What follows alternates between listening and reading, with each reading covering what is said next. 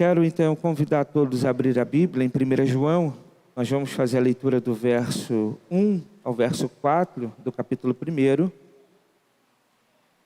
E nós vamos dar início então a essa exposição desse livro que é tão importante para nós, tão importante para a igreja, tão importante para o cristianismo, tão importante para o nosso entendimento teológico, tão importante para compreendermos quem é Jesus.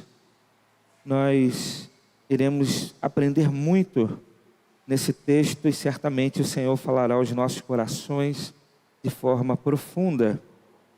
1 João capítulo 1, verso de 1 a 4, o tema da nossa mensagem: Jesus, Deus, o Deus que esteve entre nós.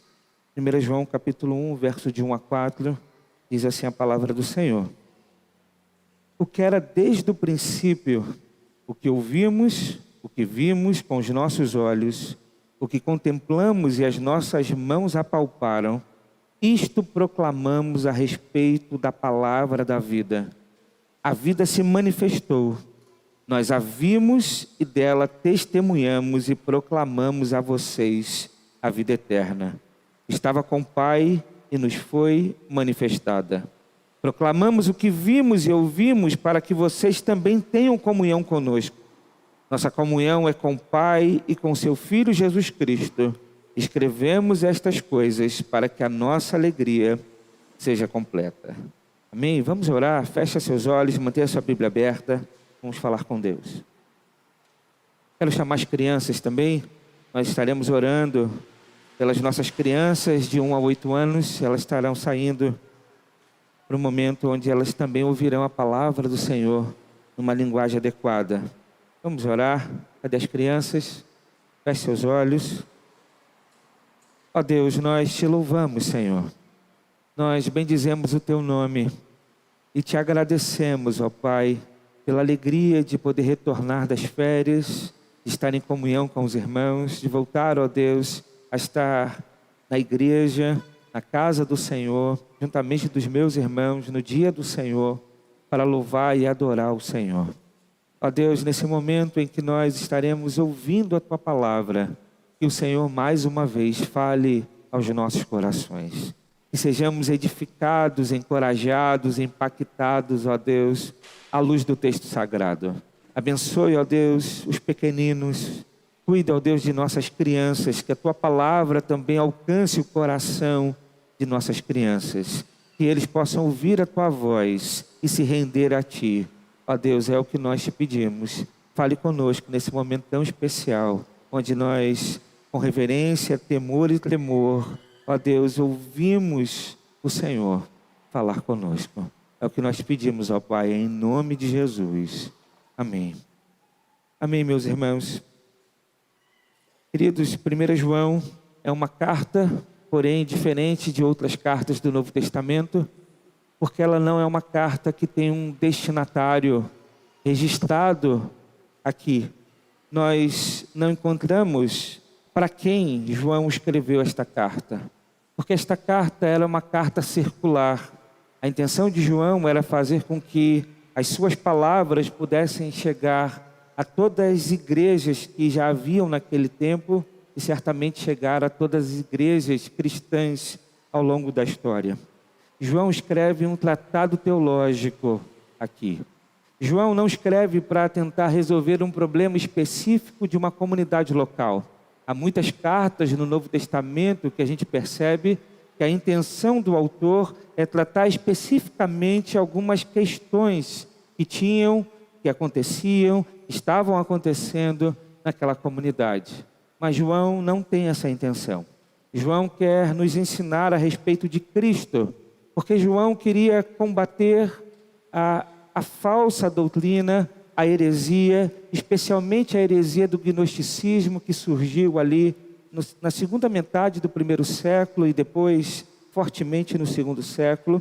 João então escreve para combater a heresia e também escreve para consolidar a igreja na doutrina dos apóstolos. Por que João quer combater a heresia, especialmente o gnosticismo?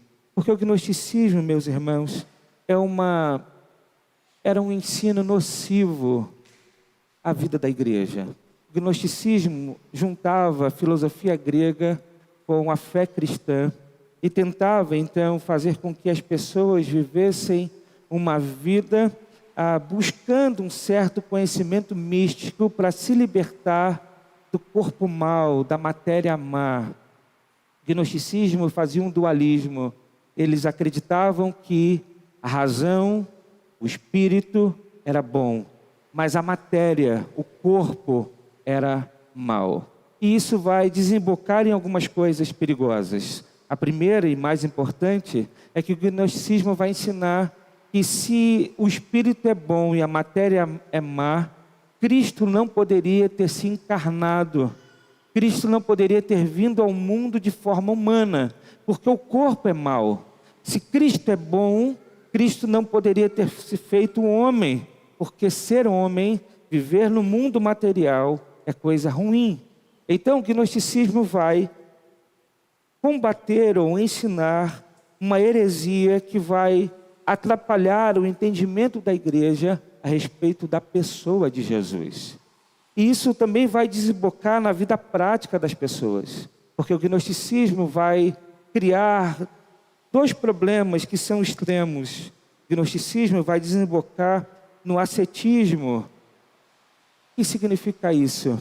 Era a ideia, o entendimento ou o ensino de que alguém, para ter comunhão com Deus ou estar perto de Deus, deveria então ter uma disciplina contra o seu próprio corpo, para que seu corpo então pudesse viver de acordo com Deus. O corpo era mau, então ele precisava de uma disciplina rigorosa, ao ponto de fazer com que o ser humano não desfrutasse dos prazeres da vida e dos prazeres dados por Deus. O ascetismo, ele acreditava que era necessário a mortificação da carne, e mortificar a carne significa a negação de qualquer prazer, seja ele bom ou não, a negação de qualquer prazer, porque quanto menos prazer, mais próximo nós estamos com Deus. É a partir, então, do ascetismo, por exemplo, que vai surgir a ideia do celibato. A ideia de que líderes espirituais não poderiam casar, eles não poderiam se relacionar sexualmente, porque qualquer prazer da carne, ele é ruim. Esse é um extremo. Infelizmente, esse extremo ainda permeia a mente de muitos cristãos hoje. Muitos cristãos confundem a mortificação da carne no sentido de luta contra o pecado, confundem em abrir mão dos prazeres legítimos que Deus nos deu. Há prazeres legítimos que nós temos que desfrutar para a glória de Deus. Deus nos fez também para desfrutar de coisas boas. E a gente pode dizer que o sexo é legítimo, é um prazer legítimo dentro do casamento. Nós podemos dizer que nós temos outros prazeres que Deus nos deu e nós devemos contemplar e viver e desfrutar para a glória do Senhor. Então o ascetismo, ele é um problema, mas há um outro problema que é a metade dessa mesma moeda, o outro extremo, que é a libertinagem. Alguns refletiram então de forma oposta a esse problema da matéria má. Eles pensavam, se a matéria ela é má, se ela não é importante, se nada do corpo é importante, se nada que a gente faz de fato vai trazer comunhão com Deus ou glórias a Deus, então eu posso fazer qualquer coisa com o meu corpo, pois tudo é essencialmente mal, então não há diferença se eu uso o meu corpo para algo ou para alguma coisa, ou se eu uso para outra coisa. Então o gnosticismo vai trazer o outro extremo, que é a libertinagem. É a ideia de que tudo é mal mesmo, então se tudo é mal eu posso fazer qualquer coisa, porque eu não sairei dessa esfera má. Eu sou escravo desse mal e não há nada que me liberte disso. O gnosticismo, então, vai atrapalhar a percepção teológica da igreja, a percepção cristocêntrica da igreja. Isso vai desembocar em uma prática de vida também equivocada. Isso é algo curioso, porque quando a gente não compreende a fé, quando a gente não compreende adequadamente a palavra de Deus, a nossa prática também será uma prática equivocada. Quantas pessoas se sentem aprisionadas na religião? Olham para a religião e a vida com Deus como algo ruim, algo de limitação e restrição de prazeres, de alegria, de momentos de contentamento, de paz. Quantos olham para nós e acham que nós estamos, na verdade, sendo escravizados pela religião? E quantos de fato vivem assim? Quantos de fato não ouvem uma música, porque ouvir música é pecado? Quantos de fato não desfrutam de bons prazeres, porque desfrutar de bons prazeres é pecado? A grande questão, meus irmãos, e João vai deixar isso muito claro para nós aqui na sua defesa, é que quem vai estabelecer para nós o que é pecado ou não é a palavra de Deus. E João, na sua defesa, então, ele vai mostrar que Jesus é Deus desde a eternidade, o Criador de todas as coisas e que se fez carne. Ele encarnou, ele se manifestou como homem. João, então, vai defender a encarnação e, na sua defesa, João vai reafirmar a doutrina correta do cristianismo. Ele vai estabelecer de forma clara e precisa a cristologia.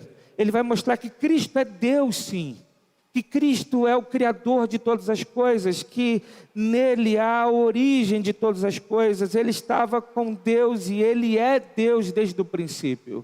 João vai estabelecer de forma clara que Jesus é Deus e por isso nós o adoramos. Mas ao mesmo tempo, João vai deixar de forma clara, estabelecido em suas palavras, que esse Deus se fez carne e ele é perfeitamente humano.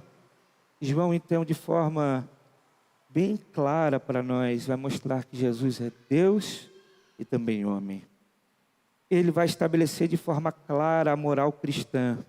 O cristão é aquele que foi purificado pelo sangue de Cristo. É aquele que é a habitação do Espírito Santo e, portanto, é chamado do mundo para viver no mundo para a glória de Deus. O cristão não é aquele que foi transportado do mundo no sentido físico e material, mas ele é separado do pecado, ele é liberto do pecado para viver no mundo para a glória de Deus. Não há como nos separarmos daquilo que foi criado, mas há uma transformação clara na vida do ser humano que foi purificado por Cristo e agora é a habitação do Espírito Santo para viver no mundo, desfrutando do mundo para a glória de Deus. Portanto, João vai deixar claro para nós a ética cristã, e certamente isso vai desembocar em algo que João vai trabalhar fortemente no seu texto, que é o amor. A compreensão correta sobre Deus e sobre a prática cristã desemboca no amor fraternal. Desemboca na comunhão da igreja, desemboca nos relacionamentos. João vai deixar claro para nós que conhecer Deus não faz apenas com que nós vivamos uma vida correta para nós mesmos, mas João vai deixar claro que a intenção de Deus é que nós conheçamos a Deus e o seu amor de tal forma a vivermos para Deus, e viver para Deus significa viver um para o outro. Amar a Deus significa amar o próximo. Cuidar do próximo significa fazer obras para a glória de Deus. João vai deixar muito claro para nós que essas coisas não podem ser separadas. Eu não posso ter Deus sem ter a igreja. Eu não posso amar a Deus sem amar os irmãos. Eu não posso viver uma vida de santidade se essa vida de santidade não é uma vida pautada no amor. João deixa claro para nós que entender a doutrina, entender a teologia, vai fazer com que nós busquemos viver uma vida que agrada a Deus. E essa vida que agrada a Deus é uma vida de amor ao próximo. Portanto, João, na sua carta, ele vai fazer um tratado teológico para combater a heresia, mas para estabelecer, para fundamentar a igreja na doutrina correta, na doutrina dos apóstolos. Diante dessa introdução, eu quero então fazer a exposição do verso 1 ao verso 4 do primeiro capítulo de 1 João. O texto diz para nós assim: o que era desde o princípio, o que ouvimos e o que vimos com os nossos olhos, o que contemplamos e as nossas mãos apalparam, isto proclamamos a respeito da palavra da vida. A vida se manifestou, nós a vimos e dela testemunhamos e proclamamos a vocês a vida eterna. Estava com o Pai e nos foi manifestada. Proclamamos o que vimos e ouvimos para que vocês também tenham comunhão conosco. Nossa comunhão é com o Pai e com seu Filho Jesus Cristo. Escrevemos estas coisas para que a nossa alegria seja completa. Meus irmãos, João abre a sua carta dizendo para nós algo importante. Ele vai dizer que Jesus é Deus Criador. João abre a sua carta dizendo para nós que Jesus não é simplesmente aquele homem que nasceu do ventre de Maria, mas antes da sua encarnação, ele já é Deus. João vai dizer que desde o princípio, o que era desde o princípio, e ele está se referindo a Cristo. Nós, quando olhamos para o Evangelho de João, João começa o seu Evangelho da mesma forma, porque João quer mostrar para nós que Jesus é divino, que todas as coisas criadas são criadas por meio dele, e nada que foi criado é criado para outro propósito, que não seja para a glória dele. João deixa claro para nós que Jesus, ele está desde o início, ele é pré-existente, ele é eterno, ele está lá na criação. João quer mostrar para nós que Jesus é Deus. Isso é muito caro para nós. Meus irmãos, se você não crê que Jesus é Deus, você tem qualquer religião, menos a religião cristã. Se você crê que Jesus foi apenas um homem sábio, apenas um profeta, um líder, o maior líder que já existiu, o maior psicólogo, enfim, se você acredita que Jesus é apenas um homem, você acredita em algo que não é a palavra de Deus. Isso é muito caro para nós. É muito caro em muitos aspectos. Por exemplo, o aspecto da adoração. Se Jesus não é Deus, nós estamos desagradando o verdadeiro Deus, porque nós estamos em idolatria, porque nós adoramos a Jesus. E Deus não divide sua glória com ninguém. Portanto, entender a divindade de Cristo é importante para nós. Se você não entende que Jesus é Deus, eu posso te dizer que você está perdido, porque você não é salvo porque imita o exemplo de Jesus. Você não é salvo porque tenta viver uma vida parecida com Jesus. Você não será salvo porque você quer ser como Jesus, na sua sabedoria, na sua maneira de discernir a vida, nas suas práticas, nas suas atitudes. Você não é salvo buscando ser como Jesus.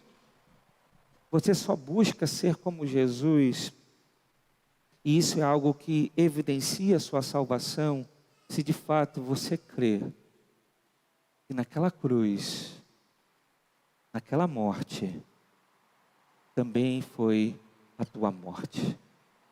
Aquele cálice que foi derramado sobre Cristo na cruz, era o cálice da ira de Deus, que era para ser derramado sobre você. Se você não crer que Jesus é divino ao ponto de ter poder para aplacar a ira divina e, portanto, nos salvar, eu posso dizer para você com toda certeza que você está perdido. Sabe por quê? Por mais que você tente imitar a Jesus por você mesmo, você vai chegar no final da sua vida e vai perceber que você fracassou. Você não vai conseguir. E o teu fracasso significa perdição. Portanto, nós não somos salvos porque imitamos, ou simplesmente porque seguimos os valores, os princípios, a moral ensinada por Cristo em seus sermões.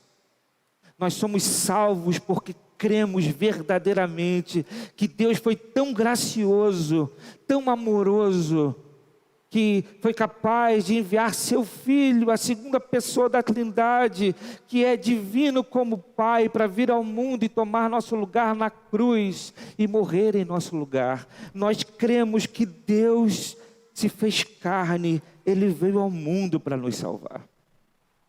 A fé cristã é pautada na divindade de Cristo. Portanto, se você não crê na divindade de Cristo, você é mais um testemunha de Jeová do que um cristão. Se você não crer na divindade de Cristo, você está perdido, porque a salvação está na fé daqueles que creem que Jesus morreu por nós e ressuscitou para a nossa justificação. Portanto, João começa de cara a sua carta para combater o gnosticismo. Ele diz, Ele é Deus, mas Ele é um Deus que esteve entre nós. É o que ele vai dizer na sequência do primeiro versículo. Ele diz, o que ouvimos, o que vimos com os nossos olhos, o que contemplamos e as nossas mãos apalparam, isto proclamamos a respeito da palavra da vida. João está dizendo que esse Deus não é um fantasma, Ele não é invisível, Ele simplesmente é uma filosofia, um entendimento, um pensamento. Não, Ele se fez carne, Ele veio ao mundo, Ele se materializou, nós vimos, nós tocamos, nós apalpamos, nós nos relacionamos com Ele. Ele é uma pessoa que nós nos relacionamos com Ele. O que nós estamos proclamando para vocês não é apenas um ensino, uma filosofia, uma religião, um entendimento, mas uma pessoa. Ela veio, ela se fez carne, ela esteve entre nós, nós vimos, nós tocamos, nós ouvimos, então nós proclamamos para vocês. João está dizendo assim, olha, e o que eu estou dizendo para vocês é algo que alguém disse, é uma história, é um conto, é uma fábula. Não, nós vimos. O que João está dizendo para nós é que ele é testemunha ocular, auricular da encarnação. João está dizendo que ele esteve com Deus. Ele tocou, ele viu, ele ouviu.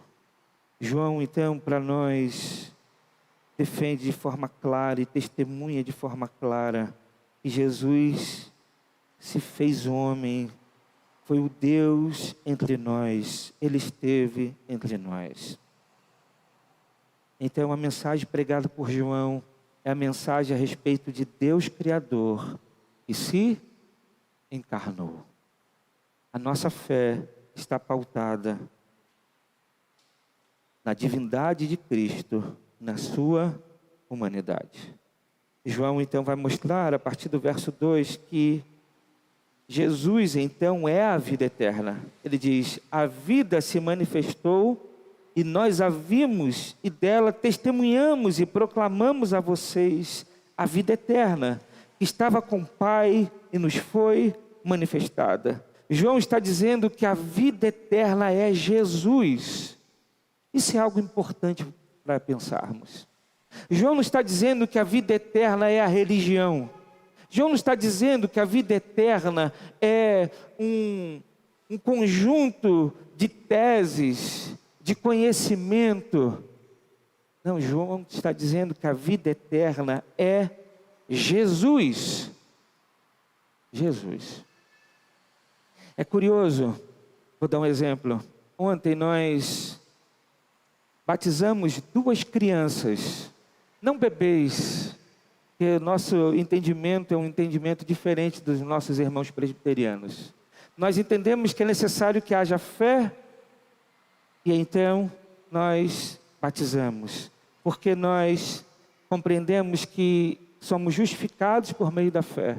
Então a fé é anterior ao batismo, mas pode ser que alguém entenda assim, olhe e diga assim, mas por que você batiza crianças? Como é que você julga o entendimento da criança? Meus irmãos, quem disse que a salvação é pelo entendimento? Isso é gnosticismo. A salvação não é pelo entendimento, a salvação é pelo relacionamento. A salvação não é o conhecimento de doutrinas. A salvação é um relacionamento com uma pessoa que muda a nossa história. Pode ser que uma criança de 10 anos não saiba dizer com as suas palavras todas as doutrinas, todo o arcabouço teológico que a igreja tem. Mas uma criança pode ser profundamente tocada por ele, de tal forma a testemunhar que minha vida é uma vida que quer ser vivida para Jesus. Quantos e quantos de nós fomos tocados por Jesus quando criança e até hoje permanecemos na fé? Portanto, não é o quanto eu sei dizer sobre Ele, mas o quanto a presença dEle faz sentido na minha vida. João está dizendo para nós que a vida eterna é uma pessoa. A vida se manifestou, nós a vimos e dela testemunhamos e proclamamos a vocês a vida eterna, que está com o Pai e nos foi manifestada. Olha que João está dizendo aqui algo interessante. João não está batendo na porta das pessoas para dizer o seguinte, olha, eu tenho uma religião, ela é uma religião boa, e eu quero que você venha fazer parte da minha religião. João não está aqui proclamando uma religião para as pessoas. Ele não está assim, olha, vem cá, eu conheci algo diferente e essa coisa diferente é tão legal para mim que eu quero que seja legal para você. Não é isso que João está dizendo. João está dizendo para nós o seguinte, João está dizendo que ele está proclamando Jesus, proclamando a vida eterna. João está proclamando aquele que ele dá testemunha. João está proclamando, de fato, não simplesmente uma religião entre tantas. João está dizendo, estou proclamando a vida eterna. Você consegue entender isso? Você consegue entender a necessidade que nós temos de anunciar o Evangelho? Sabe por que a gente vai fazer a cruzada evangelística na semana que vem? E eu continuo desafiando aos irmãos a marcar visitas. Não é porque a gente quer chamar as pessoas para a nossa religião.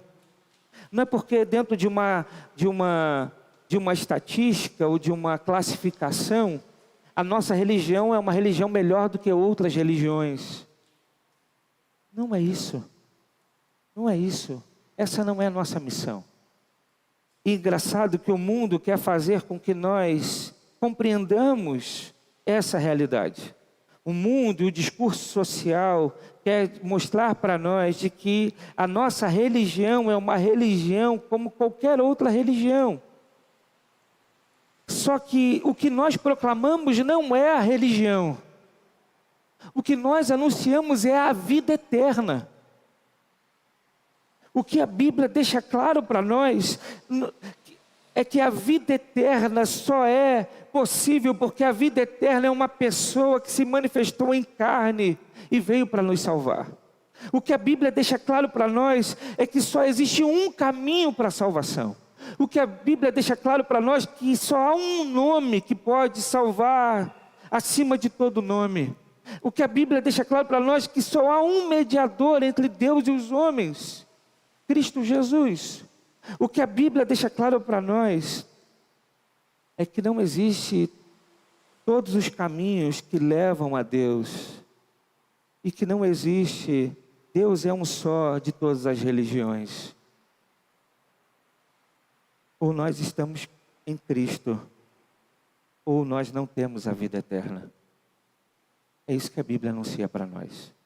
Ou temos Cristo, ou não temos vida eterna. E se nós pararmos para pensar, e para mim isso faz muito sentido, eu já disse para os irmãos,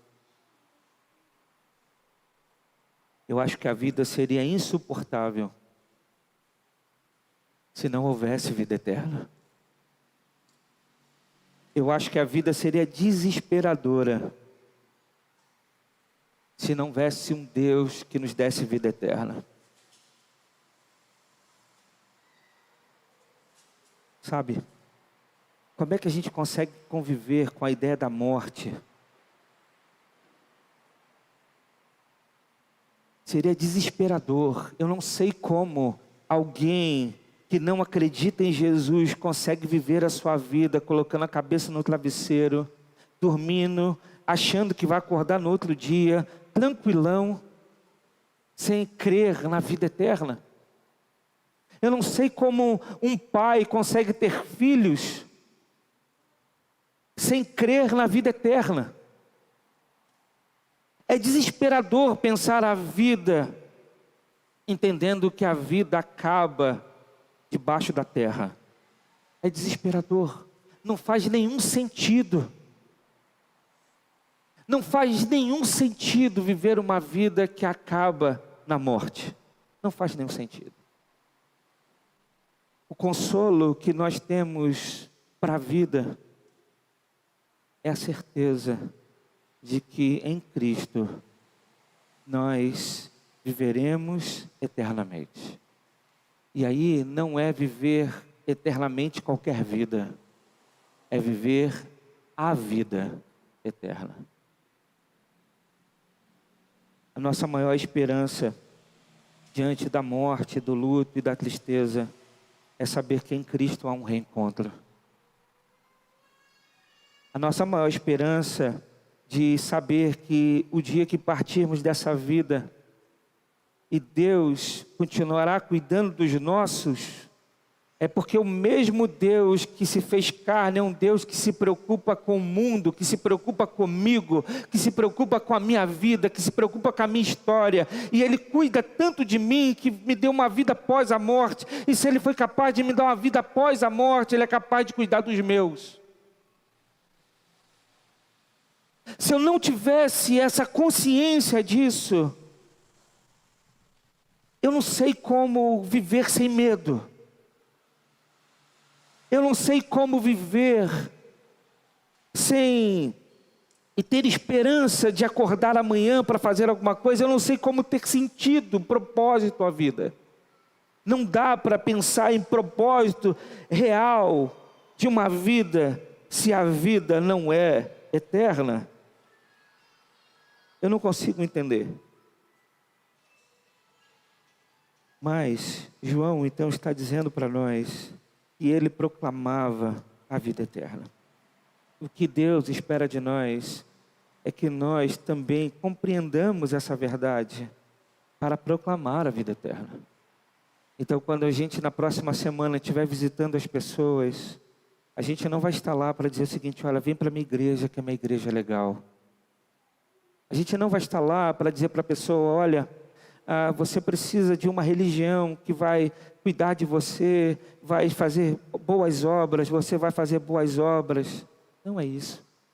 A gente vai bater na porta das pessoas, ou melhor, nós vamos ser recebidos pelas pessoas para dizer para elas: olha, eu só tenho uma mensagem para compartilhar para você. E essa mensagem tem a ver com uma pessoa. E essa pessoa é a vida eterna. Jesus é a vida eterna. Mas João ainda vai dizer para nós que Jesus é o único meio para termos comunhão uns com os outros e com Deus. O verso 3 ele diz: nós lhe proclamamos o que vimos e ouvimos, para que vocês também tenham comunhão conosco. E nossa comunhão é com o Pai e com o seu Filho, Jesus Cristo. O que João está dizendo é: olha, eu estou anunciando para vocês, eu estou proclamando para vocês daquilo que nós vimos, daquilo que nós ouvimos, daquilo que nós presenciamos, para que vocês tenham comunhão conosco. E ter comunhão conosco significa ter comunhão com o Pai e com o seu Filho. Em outras palavras, João está dizendo: entenda a respeito de Jesus, creia em Jesus, para que você tenha comunhão com a igreja. E também para que você tenha comunhão com o Pai e com seu Filho. Jesus é o único meio para termos comunhão uns com os outros e com Deus. Não dá para ter comunhão com Deus sem Jesus. Não dá para orar sem Jesus. Eu brinco com os seminaristas, e quando eu ouço eles orarem, e orar e não orar em nome de Jesus, eu falo para eles: essa oração não é oração. Não dá para falar com Deus sem Jesus. Não dá para orar para Deus se não for por Jesus. Nós não temos acesso a Deus sem Jesus. Nós não temos condições de se aproximar de Deus, porque nós somos pecadores. Nós nos aproximamos de Deus por causa de Jesus. É Jesus que abriu o caminho, é Jesus que nos deu acesso a Deus. Se as nossas orações são atendidas, são ouvidas pelo Pai, é por causa de Jesus. Se encontramos perdão para a nossa vida, se encontramos amor da parte de Deus, se encontramos da parte de Deus graça, é por causa de Jesus. Não há como ter relacionamento e comunhão com o Pai se não for por Jesus. Porque a Bíblia é clara para nós. Sem Jesus, a nossa posição é de inimizade contra Deus. E sabe o que significa inimizade contra Deus no texto da Bíblia? Não é aquela coisa assim, dos nossos relacionamentos, que a gente fica chateado um com o outro e diz: olha, eu estou de mal. Você me magoou, você me afetou, você me chateou. A gente faz bico, estou de mal. Daqui a pouco passa aquele sentimento, aquela coisa, e daqui a pouco a gente volta a mesma coisa. Inimizade com Deus não é isso. Inimizade com Deus é: estamos de lados opostos. Estamos em frontes opostos de uma guerra, de uma batalha. Inimizade com Deus significa: eu estou em guerra contra Deus. Eu estou militando contra Deus. Não é simplesmente Deus fica chateado ou bicudo porque eu cometi um pecado. Não. Inimizade com Deus significa: Deus está de um lado da guerra e eu estou do outro lado. E eu só saio desse lado aqui e passo a estar do lado de Deus por meio de Cristo. É Ele que me transporta desse lado que a Bíblia chama de império das trevas e me traz para esse lado do império da luz. Quem faz isso é Cristo. Ele é o único meio pelo qual eu saio das fileiras da inimizade e passo agora a estar militando nas fileiras daquele que é Rei soberano sobre todas as coisas. Portanto, o que João está dizendo é que nós só podemos ter comunhão com Deus por meio de Jesus. Não dá para orar a Deus e dizer: Senhor, olha como é que eu sou legal. Eu não sei, eu acho que não há nenhum cristão que ora assim. Eu não sei como é que você ora, Deus. Mas é difícil se colocar diante de Deus, de joelhos diante de Deus, e não reconhecer a nossa pecaminosidade. É difícil orar para Deus e dizer: Senhor, O Senhor sabe como é que eu sou direitinho. O Senhor sabe como eu estou tentando fazer as coisas certinhas.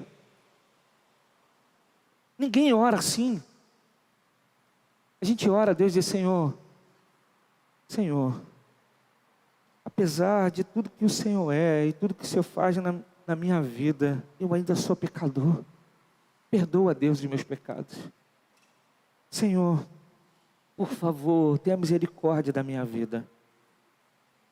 E aí a gente lembra, a gente pode orar assim, que Deus pode ter misericórdia de nós, que a graça de Deus pode estar na nossa vida, é por causa de Jesus. Então só há comunhão com Deus por causa de Jesus. Mas ainda, Jesus não é apenas o elo da comunhão nossa com Deus, mas Jesus é o elo da comunhão uns com os outros, a comunhão da igreja. A igreja não é a comunidade daqueles que têm afinidades, que tem coisas a ver na vida. A gente não é uma torcida que tem um único time. A gente não é um clube que gosta do mesmo hobby. A gente não é aqueles que se reúnem porque tem um único propósito: estudar uma determinada matéria, uma determinada ciência. A igreja é uma comunidade de ricos e pobres, de negros e brancos. A igreja é uma comunidade de homens e mulheres. A igreja é uma comunidade de pessoas tão diferentes, com criações diferentes, com cultura diferente. E que nos faz estarmos juntos não é porque gostamos das mesmas coisas, mas é porque temos um único Cristo, um único Senhor sobre as nossas vidas. É Ele que faz ser possível uma comunidade de pecadores viver em unidade. Meus irmãos, nós somos tão diferentes, mas a Bíblia diz que é capaz de sermos um. Isso só é possível por causa de Cristo. Porque é em Cristo que a gente aprende a perdoar uns aos outros. É em Cristo que a gente aprende a ter misericórdia e compaixão do nosso irmão. É em Cristo que a gente aprende que as obras que Cristo fez por nós, nós devemos fazer uns pelos outros. Cristo é o elo da nossa comunhão. Só é possível sermos um por causa de Cristo. Só é possível termos comunhão com Deus por causa de Cristo. O texto termina no verso 4, essa perícope inicial, dizendo: escrevo estas coisas para que a nossa alegria seja completa. Jesus é o único meio para termos alegria completa. João está dizendo: olha, o que eu estou anunciando a vocês não é para que simplesmente vocês tenham a comunhão com Deus. Não é simplesmente para que vocês tenham vida eterna e a vida eterna traga comunhão com Deus, mas é também para que vocês tenham alegria, e a alegria de vocês será completa. João está dizendo para nós que é possível viver num mundo caído, pecaminoso, mau, em alegria. Porque a alegria, a nossa alegria é o Senhor. É possível, meus irmãos, ter alegria. É possível viver num mundo em que tantas decepções, frustrações, aflições e angústias tomam o nosso coração, mas mesmo assim ter alegria. Deus espera que a gente viva uma vida alegre. Deus espera que a sua comunidade local, a família onde Cristo é o primogênito de muitos irmãos, é que nós sejamos alegres. A alegria é possível mesmo diante das tristezas da vida. Porque a alegria não é algo que é o oposto da tristeza. Porque a alegria que a Bíblia apresenta, ela é ultra circunstancial. a gente pode chorar e sorrir ao mesmo tempo, que a nossa alegria é Jesus. Nós podemos perder coisas e mesmo assim se alegrar. Nós podemos não ter coisas e mesmo assim se alegrar, porque a razão e o propósito da nossa vida não é aquilo que nós temos ou aquilo que perdemos, mas é Jesus. Portanto, é possível ser alegre.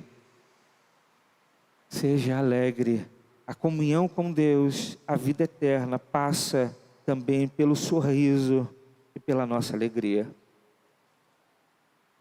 Eu acho extraordinário pensar que Jesus, em seu primeiro milagre, foi uma festa de casamento. Transformar água em vinho, simplesmente para que a alegria daquele casamento não acabasse. O primeiro milagre de Jesus não foi curar uma enfermidade. O primeiro milagre de Jesus não foi fazer o cego ver. O primeiro milagre de Jesus foi fazer com que a alegria não acabasse. Porque a vida eterna é uma vida alegre. Porque a nossa alegria é Jesus. Portanto, talvez você tenha momentos difíceis, momentos ruins, momentos de ficar deprimido, entristecido. Coisas ruins acontecem mesmo. Mas eu quero, à luz do texto sagrado, te encorajar a encontrar a alegria da vida em Jesus. Jesus é a alegria, é o sentido, é o propósito para a gente dar mais um passo. Para nós continuarmos no nosso caminho, para nós perseverarmos, para nós lutarmos a nossa vida, a nossa rotina, o nosso dia a dia e continuar de pé. A nossa alegria é Jesus. Um dia perderemos coisas, outro dia ganharemos coisas. Mas a nossa alegria, ela precisa ser Jesus. Porque o dia que faltar, não faltará alegria. E o dia que nós tivermos, a nossa alegria ainda vai ser maior. Porque uma gratidão tomará o nosso coração. Porque a nossa verdadeira alegria é Jesus. Eu quero encerrar minha mensagem, eu sei que a hora avança, trazendo apenas 3 aplicações finais para a gente fechar esse texto. A primeira dela, a encarnação é a prova mais sublime que Deus se importa com as nossas vidas e com todo o mundo criado. A vinda de Jesus no mundo é a prova mais sublime que Deus se importa com você. O fato de Jesus vir ao mundo é a prova que nós precisávamos para entender que Deus se preocupa conosco, que Deus cuida de nós, que Deus nos ama. Então, nunca pense, ou se esse pensamento vier a você, Deus não me ama, Deus não se importa comigo, entenda que você está errado. Porque Jesus se importa com você. Deus se importa com você, a prova disso é a encarnação de Cristo. A encarnação é a prova de que Deus não é um Deus distante apenas, mas é um Deus que se fez perto, é um Deus que se fez humano. Ele veio ao mundo, sentiu as nossas dores, viveu de forma perfeita, foi tentado e não pecou, e tomou o nosso lugar na cruz. Mas não ficou na morte, ressuscitou ao 3º dia, e por causa dele, nós temos vida eterna. Deus se preocupa conosco e se preocupa com o mundo criado. A grande prova é a encarnação de Cristo. Mas, segunda aplicação, ser cristão é ter uma experiência real e pessoal com Cristo. Ser cristão é ter uma experiência real e pessoal com Cristo. Ser cristão não significa apenas conhecer a Bíblia. Não significa apenas ler os bons livros de teologia. Não significa apenas saber responder às perguntas dos catecismos cristãos. Não significa apenas elaborar, conceituar as nossas doutrinas. Ser cristão significa ter uma relação, um relacionamento com Cristo. Cristo é uma pessoa e precisa ser real a nós. Ser cristão é ter uma experiência real e pessoal com Cristo. Enquanto você não entender que quando você ler a Bíblia, não é simplesmente uma leitura de um livro, mas é colocar o seu ouvido para ouvir Cristo falar. Quando você vir à igreja e entender que vir à igreja significa apenas estar com os irmãos, e é muito legal isso, mas vir à igreja é muito mais do que isso. Vir à igreja é estar adorando, se prostrando a Ele. Quando você não entender que a tua experiência cristã é uma experiência com uma pessoa, tem algo que está faltando no seu cristianismo. É um cristianismo sem Cristo. E cristianismo sem Cristo não é cristianismo.